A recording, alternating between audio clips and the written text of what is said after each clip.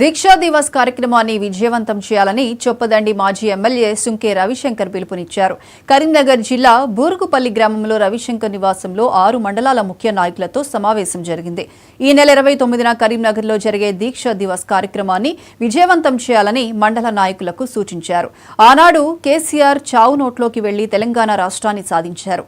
తెలంగాణ రాష్ట్రం కోసం శ్రీకాంతాచారి లాంటి వాళ్లు ఆత్మ బలిదానాలు చేసుకున్నారని రవిశంకర్ గుర్తు చేశారు. ఈ దీక్ష ఫలితంగానే డిసెంబర్ 9 నాడు కీలకమైనటువంటి మరి ప్రకటన వచ్చింది. మళ్ళీ డిసెంబర్ 21 నాడు దాన్ని రివర్స్ గా తీసుకోవడం జరిగింది. ఆ తర్వాత సుదీర్ఘంగా మళ్ళీ 2014 వరకు మనమందరం ప్రజలు అందరూ కూడా తీవ్రంగా కొట్లాడినటువంటి సందర్భం తిరిగి సాధించుకున్నటువంటి తెలంగాణ. కేసీ తెల్లారుదాట పొద్దుకుతుంది కానీ జై తెలంగాణ అనే నినాదం ప్రపంచ వ్యాప్తంగా మరి నిర్వహించినటువంటి ఆ సందర్భానికి ఈ 29 కీలకమైన రోజు కనుక ఇటువంటి రేపు జరగబోయే నవంబర్ 29వ తారీఖు అమరులైనరు.